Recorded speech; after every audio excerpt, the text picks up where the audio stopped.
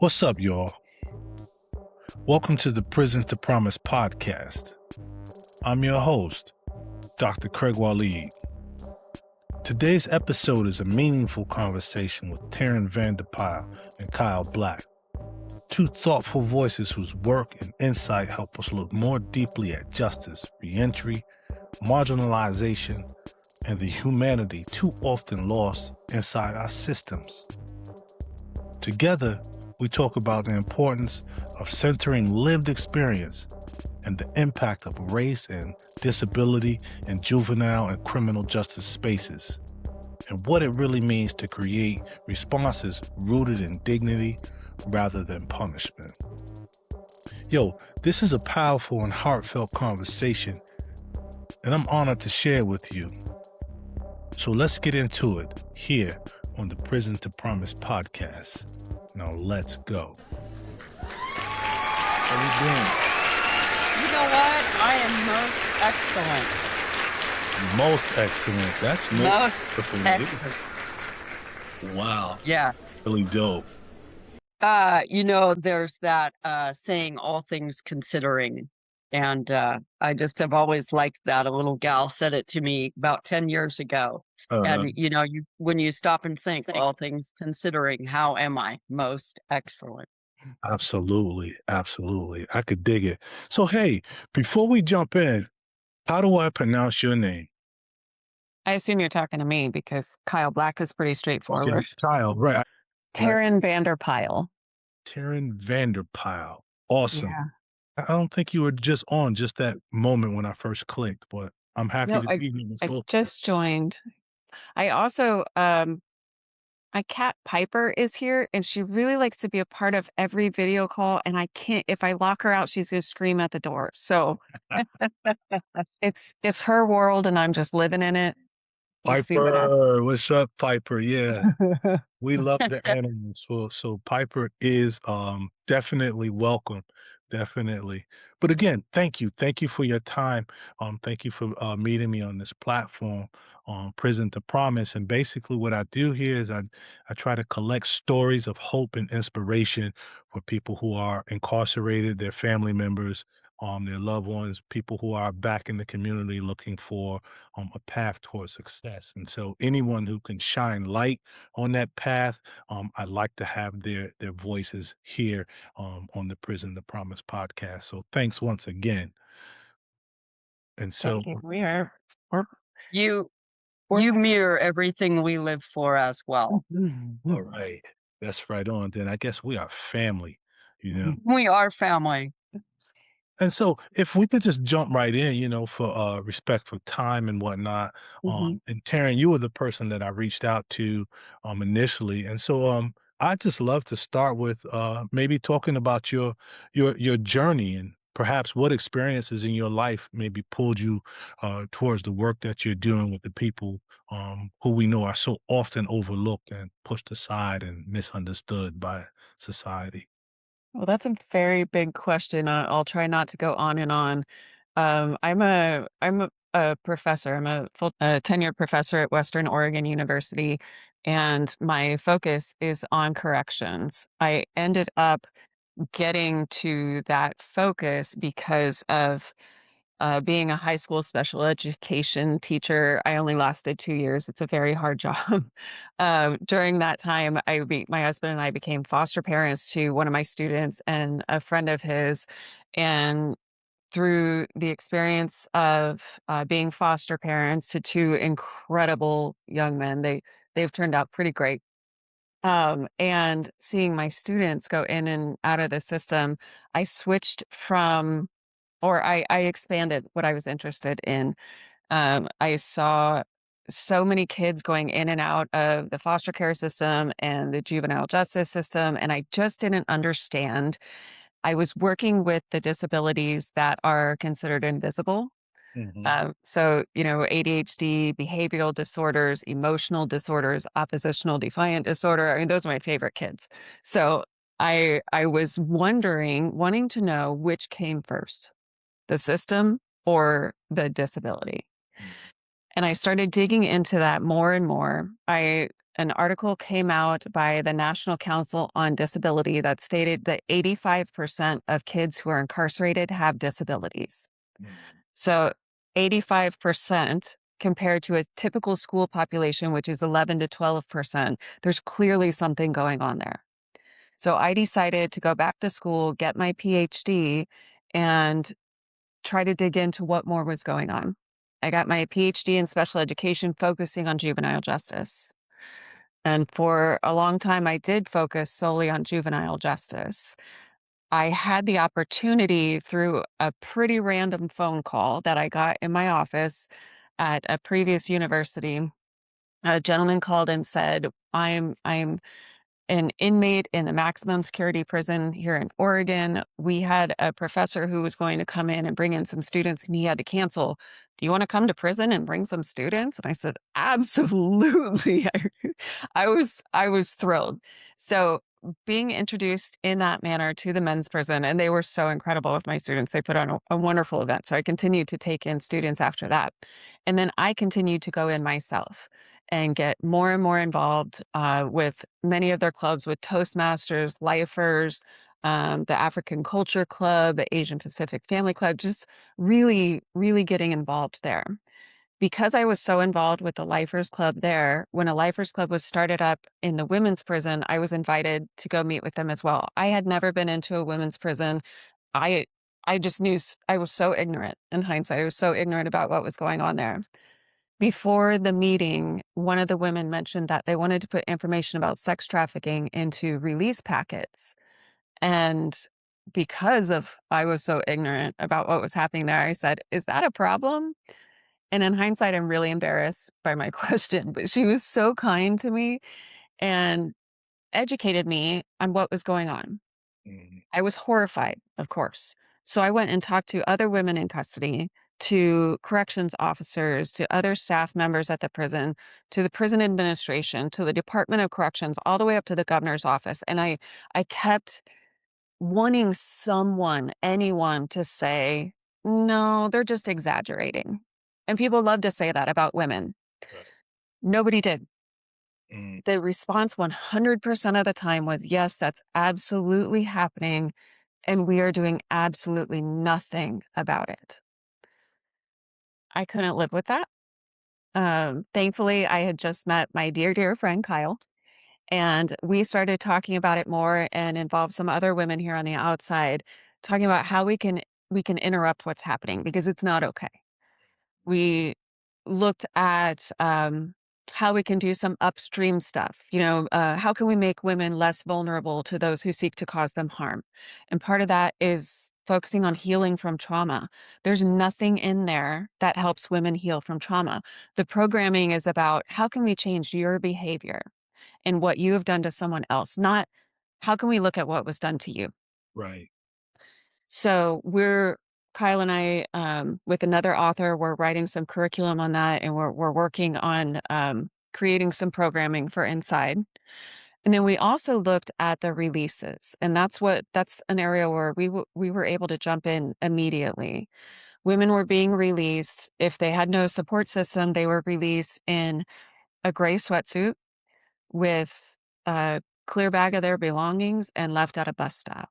Mhm. Well, traffickers know this. So they may as well just have a big target on them and a big sign saying, come get me. She's left believing she has no other options. So why would she say no? So we were witnessing predatory helpfulness when women are on the inside and when they release and just couldn't stand it. So we stepped in. And wow, you said predatory helpfulness. Mhm. Wow. How It two contradictory terms. should be. Yeah, yeah, You should be. yeah. Thanks for sharing that, Taryn. Kyle, can you maybe chime in a little bit and, talk about what brought you to this work? Well, actually just living the experience brought me to this work. And as a teenager, I ran away from home at 13 and did all the things that you do to survive and to get in trouble. And at 18, I went back home and I went to finish school. And then I had really good jobs and life was great for quite some time. And I had a daughter. And then um, there were a number of deaths in my family, and I started drinking, and I became a blackout violent drunk, and I ended up killing someone. And then I went to prison. And I say that quickly, and please know that I don't say that unemotionally. I'm just saying it quickly. And being an older person in prison, I started seeing just how many young women were coming to prison and how broken women were. And when I entered prison in 1996, there were only 400 women, and that soon climbed to over 1,200, and that was around 2010. And the number is less now; it's 900, and there are some programs here in Oregon, alternative incarceration programs, and some other learning programs that are helping women get out early. But it's not enough. And my biggest thing is to help educate people on the outside about the things that aren't occurring in prison that they do think are happening, like the rehabilitation and the programming and the education and the healing. And I am always really focused on release, because you may enter prison with 20 years, 5 years, 5 months, but if you don't get what you need while you're there, you're just returning back to society just as broken or a wee bit more broken than you entered prison. And so helping women release with as much opportunity as possible to become the women that they wanted to be, the mothers, the business owners, the community members, all of those things. That's very important to me, because I don't our system does spout that it wants to provide rehabilitation and programming and all of that, but it really doesn't. And so just being there for people who aren't getting what they need, I feel like it's our responsibility as community members to help those who are incarcerated. And, you know, I also have to say this, Taryn doesn't often talk about the beginning where she was a foster mom, and that to me is vitally important, because it's our youth who are they're being missed. Yeah. And when we get the opportunity to help our youth in just their basic needs, being loved, being cared for. And, the other day, um, this is going to sound so simple and so silly, but it really is reflective of all the things that we need to do. I had a neighbor who left a bunch of her plants outside, and they're dying, and they're broken, and all of this. And so I grabbed two of them, brought them home, repotted them, took off all the dead leaves, and then returned them back. And that's what we need to do with people. Mm. We don't blame the plant. We just don't associate any guilt or any shame in not being well. We just do what needs to be done for the plant. And ironically, somehow we don't do that with people. And so if it's as simple as that, why are we making it so complicated? And, especially for our community members who are doing well, and thinking that everyone can accomplish that just as easily as you did. And that's a very big human flaw in our thinking. And so I'd really just like to talk about that, and make it relatable for people who have such a negative view on people who intersect with crime or go to prison. And so that's how I got here today. Wow. Well, Kyle, thank you, and thank you, Taryn, for sharing those truths. And Kyle, you don't look like what you've been through, sister. You look great, you know? But hey, you ladies touched I'm a on square old white lady. square, yeah, whatever. You're pretty hip, you know? But y'all talked about some things that are really serious though, and really just rang all my bells. And one of the things is the trauma and the brokenness. Mhm. And we know that so many people who find themselves in prison have, like really high adverse childhood experiences, lots of trauma. And lots of people continue to be traumatized from the system, by the system, because the system's so harsh, you know? And then another thing that really stood out for me, and it's amazing. I was talking to a parent last night, and he was sharing with me that he was in foster care as a young person. And I asked him, why or what happened in your life that kept you out of prison or jail? And so he gave me a whole discussion, and I asked him that because in my experience, I spent 8 years in state prison back in the 90s. And I've all of my work since then has been around prison and rehab and so on and so forth. But many people have spent a lot of time in foster care, juvenile detention, et cetera, before they get to prison. So it's just, seeing that common stream. But then you talked about rehab and education and healing. And I'm thinking about, again, many of the people who end up in prison have not even been habilitated to even get to the point of being rehabilitated. And so I think that's a misnomer that society oftentimes carries. And then education. I mean, I could go on, and I'm not going to go on and on because this is really about y'all. But I want to just tie it all back in because you talked about youth. Both of you talked about youth a bit. And I know that oftentimes youth, they come out of these systems only to cycle back in and out of these systems. Mhm. And Taryn, I did a little reading about your work, and I know that your work touches on young people coming out of incarceration. At least some of your work does. Mm. And then so from both you ladies' perspectives, I'd like to know, like, maybe what do you think is too often missed by the society about what young people or what women in general need, as well as young people, what they really need when they're trying to reenter the community and rebuild their lives? I think I think Kyle touched on this a bit, which is so important, that stigma and that blame. Instead of saying, "What have you done?" we need to step back and say, "What was done to you? What happened to you to get you to this point?" So many people before they cause any harm, they have survived so much harm themselves. But once you go from being, you're the victim, let's say we look at somebody who's in a gang, Mm, a young man, a teenage boy in a gang. Um, his brother has been shot and killed. Well, in that case, he's the victim. mhm, Once he retaliates, mhm. he's the offender. Yeah.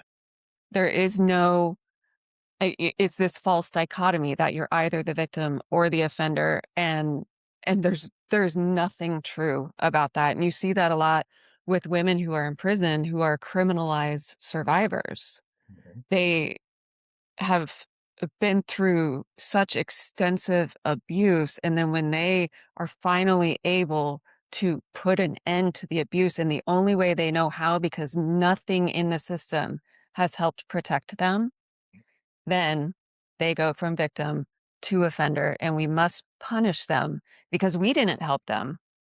They had to find their own way, but oh, shame on them. Yeah. We live in such a punitive society. Everyone has to get punished, it seems. But punishment, as we know, it doesn't help anything. And going back to that old adage, hurt people, Hmm. instead of helping people. And you said a mouthful when you mentioned what happened to this person. Not, what did they do, but what happened to them? Right. There's a youth deflection program in Eugene, Oregon. And when I was talking with the woman, she said, most of the times when I just help meet the basic needs of youth, they don't intersect with crime anymore. And in here in Oregon, there was a legislator and she did some studying in regards to children who are in foster care, and 35% of them graduate. That leaves 65% that aren't graduating, and we have a heart for them when they're in the foster care or when they're youth, but as soon as they turn 18 and they enter the adult system, we stop caring about them. And you know how we become so uncaring so quickly and so judgmental and so punitive with just a date change. And, there's, for me, the personal example is a young woman that I met when she was 17 going on 18. And she was pregnant at the time, and her mom 2 years ago had committed suicide. She went into the foster care system. She was abused by a boy, and then he impregnated her, and then he made her get younger children for him. She then became the perpetrator in that activity, and so she did 15 years and had a son while she was incarcerated, who now has a son who is in the foster care system. It is the perfect example of how broken we are, and as the older woman in that story, we were cellmates for quite some time, and you just love on people. You just show them how to wash dishes, how to get ready for work, how to show up for work every day, and you really meet the need that they missed. And that is our news, our media, our people who run the business of the system and the money that it makes for people, they're really the ones who get hurt. They're the ones that society and our communities are believing and listening to and looking to for advice. And so, all the advocacy agents and all the advocates that I know, our voice needs to be just as loud, not aggressive, but when we're quiet, no one knows. And then they believe what they hear. And so I'm a firm believer in being open and talking about things that are difficult for people at times because we shove it in the closet or, uh, oftentimes I talk a lot about the 12,000 people who are out of sight, out of mind, because now we feel comfortable. Crime isn't on the street. We're not looking at the homeless. We're not looking at the drug addict. And so our society must be good because I can't see it. Yeah. And so I do. I like to bring up uncomfortable in the room so that people can just remember that maybe everything they see isn't as real as it is. It's important to bring up these uncomfortable conversations. I think that's where the real work gets done. It makes me think about working out. You have to have significant resistance in order for your muscles to grow. You have to have significant time on the field in order to grow. Whatever it is, you have to have those uncomfortable moments, or else you'll just remain the same. But you said something about remaining quiet. It made me think about an old author. Her name was Zora Neale Hurston, and she once said something to the effect, and I'm not going to quote her, but I'll paraphrase it. And she said something to the effect that they'll kill you if you. No, they say she says if you remain quiet while they're trying to kill you, they'll kill you and say you enjoyed it. Something to that effect. But you have to speak up. You have to speak up and be heard, or else things will remain the same. You know. That is especially hard for women who have been abused and who have been told their entire lives they should be seen and not heard, and their voice has no value, and they as a human being have no value. Yeah. One of the things you mentioned, hurt people, Mhm. which is something that is becoming more widely known, thankfully. What we also need to know is healed people heal people. Yes, yes, And yes. studies show that the academic in me has to go to the research, of course, but studies show that when you invest in men, sorry for this, when you invest in men, they benefit from it and then they leave. When you invest in women, they benefit from it and they stay and then they invest in their families and in their communities. Yeah. We claim that corrections is for public safety, but it more often than not makes people worse. It makes them increase the frequency and the violence of their offending. But when we look at rehabilitation and actually helping someone in healing, Mhm. helping someone get on this path to healing, Yeah. that is what public safety looks like. Yeah. Corrections is not built around helping people do better. It's only built around punishing people, you Mhm. know? But you said something also that made me think, I learned years ago, when a woman gets a hold of something, she multiplies it. She makes it better, you know? Unlike men, we just take it and we use it for whatever and we discard it or we hold it for ourselves. And I think about like my wife, if she gets food. She makes a meal. It's just not food, you know? We have a house, and because it's my wife and I, now it's a home. It's not just a house. You know, I think that when we invest in women, yeah, things multiply and they become much more beautiful. The world would not be what it is, the beauty of it anyway, without the women in the world. I think women are the special accent in the world. You know, without y'all, the world would not be held together. I don't think either of us will fight that. I think I wanna say something though, Kyle, and I see you're brimming, and I don't wanna cut you off, but I wanted to, and maybe you can speak to this, or maybe we could come back to it, but I didn't wanna forget, and, that was, I wanted to ask if you could talk a little bit about what happens when race and disability and mm. juvenile justice overlap, and when these things collide, like, what happens or what matters? Or maybe we could come back to that because Kyle, I know you were gonna say something. Oh, I just wanted to give the women that I know in Oregon a shout out and across the nation. I do talk to quite a few women across the nation. But here in Oregon, I rely quite a bit on Nelson Mandela because he was just a smart man who said great things. And he said that when you stand up and become who you were meant to be, you automatically liberate other people to do the same.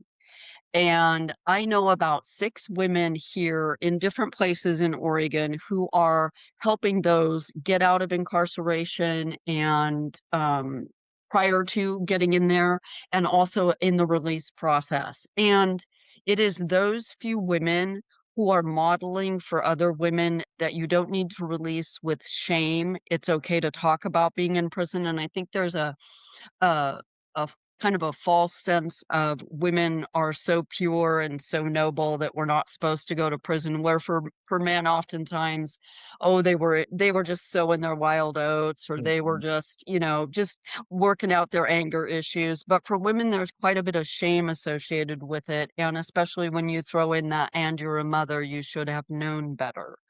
And so I just want to say that it is growing here, and there are a number of women who are just giving back to the carceral system and to those that are intersecting with it. Mm, And in regards to intersection, by what you asked, mhm, it's helping our communities understand that addiction, mental health, incarceration, poverty, um, racial injustice, all of those things are just so intertwined. And Marvin Gaye is one of my favorite. And so, and he sings about those things 50 years ago. what's going on? And we have made some progress. We really have, but is it enough progress to say that things are fixed? No, they're definitely not, and so it's always a struggle to get those who are doing well Mhm, to understand that for others, that just isn't a given.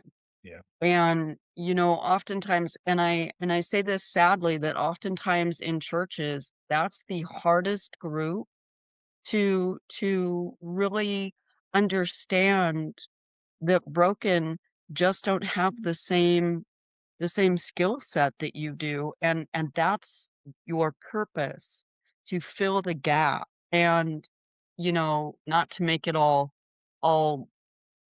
I don't know, but anyway, there's a line that says, are there any willing to fill in the gap? yeah, And that's always been a good question to ask people, and to ask myself, am I filling in the gap? yeah, Because it's the gaps that just get left undone. yeah. And we have to be unbiased when we're filling in the gaps. Mhm. You know, we can't have any strings attached saying, I'll fill in the gap if you do this or if Right, you come this right. way. No, we just got to fill it in and don't ask for nothing. Yep, exactly, and that was such a reward for me to overhear some women in the prison talk about crew, and they to hear them say, like, "This is crew." When I come in now, I don't think they know my name, but they're like, "Are you crew? Is this crew? Crew's here?" Yes, I'm crew. But to hear them say to each other, "Have you heard about crew? Do you know what they do?" And one would, after explaining it, say, "Well, that sounds too good to be true. There's gotta be a catch." They Mhm. said, "There's no catch." There's no catch. Everything else in life, there's a catch. There's no catch. You know, maybe we're gonna get taken advantage of from time to time. Who cares? It doesn't matter. You know, maybe she's gonna end up coming back in. Oh well, we'll pick her up again. That's right. Whatever. That's right.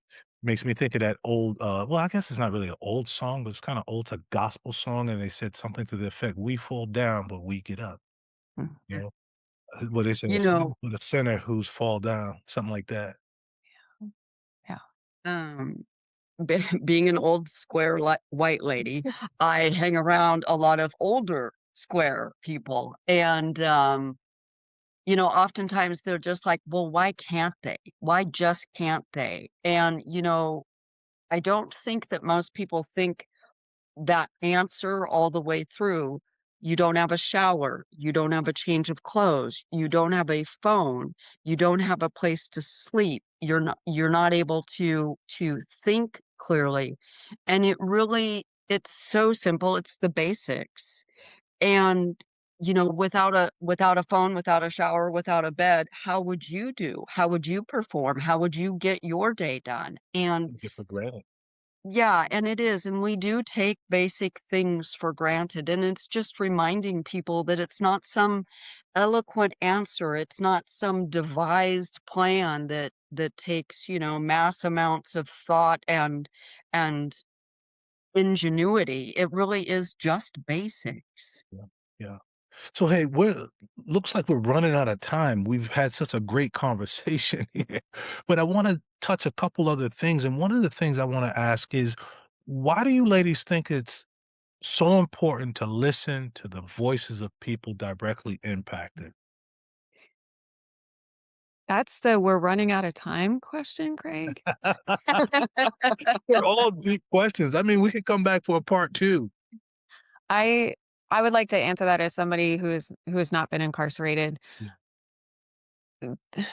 There is no value in doing for people Mhm, compared to doing with people. mhm, I can read all the books I want about what it's like to be in prison, about what it's like to reenter the community.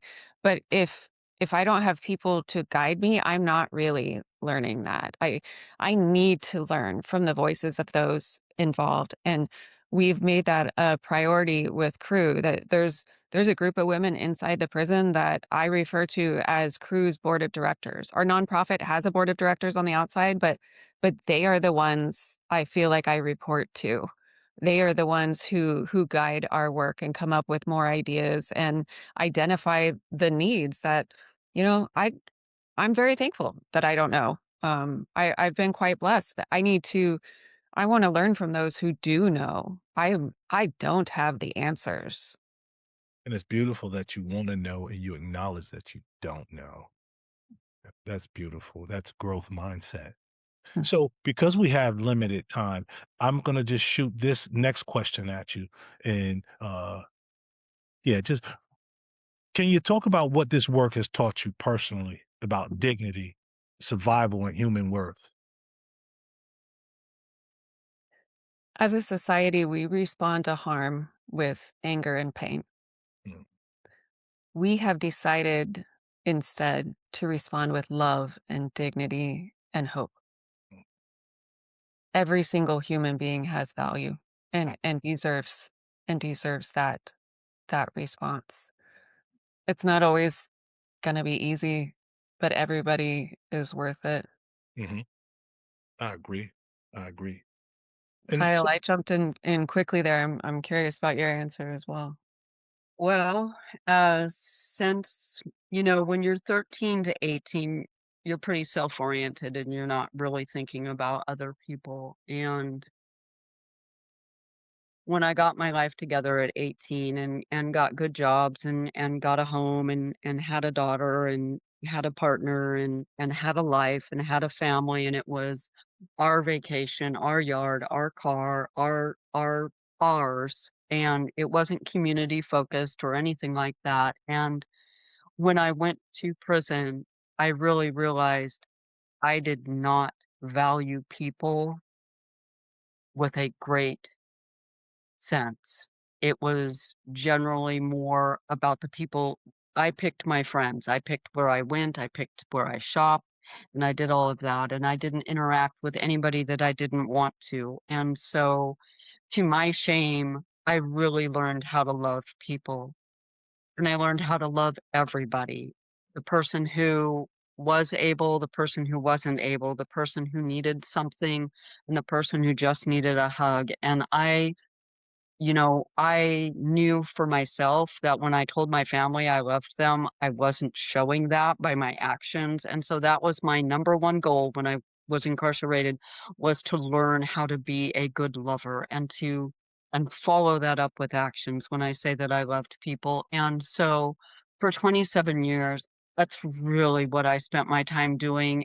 And that just everybody has worth and everybody has value. And so coming out to society, especially after COVID, and seeing so many broken and so many homeless, it's overwhelming sometimes to see what those who are able are allowing when there are so many who are unable. And as a society, I want us all to care about each other and to make our communities wholer. So I know that didn't exactly answer your question, but worth No. worth is every person has worth and value, and you may not be able to fix the homeless person's life or to the degree that they want or that you want, but just being kind is, just saying hello Yeah. and not shunning them or placing shame or blame on them and just Respecting giving their them value. humanity. Mhm. Respecting their humanity. Yeah. Yeah. One last thing then I'm gonna ask before we get out of here. And Kyle, I'm gonna ask you first because we got about 3 minutes. If you could change one thing right now about how our system responds to vulnerable people, what would it be? Talk to them and not assume. Mm, got it. Yeah. Got it. Anything for that, Taryn? I'm gonna say a really broad thing since I can only say one thing. Stop compounding trauma.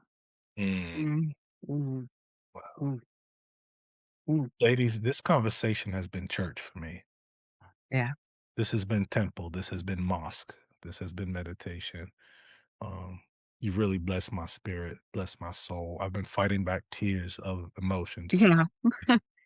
you know, I'll take off my glasses, maybe you can see my eyes are red and wet, because yeah, I mean, you've just been stirring my soul, and, it's really refreshing to hear, your takes on this work. We need more people like you, and my hope is that whoever listens to this conversation on the Prison to Promise podcast will be moved to do more work and be more intentional about recognizing the humanity in marginalized populations. Thank you. Yeah. I Well, living with intention. mm, Yeah. What are your intentions with people? Yeah. I think that's what I'm gonna call this episode, Living with Intentions. Mhm. Awesome. So with that, I'm gonna say thank you. Thank you for your time, and, I'm gonna call it a wrap. okay. Will do. Thank you, Craig, for what you're doing because, every drop in the bucket gets the bucket full. That's right. And it really is just about just, not being discouraged by how empty the bucket is, but how many drops are getting in the bucket. Yeah, And so thank you. yeah, thank you. Peace. Have a great day. Thank you, you too. Bye. Peace. Hey, y'all. Thanks for hanging out with me for another episode of the Prison to Promise podcast. If you or someone you know would like to share their Prison to Promise story on this platform, please hit me up at drcraigwaleed@gmail.com. I'll spell it for you. That's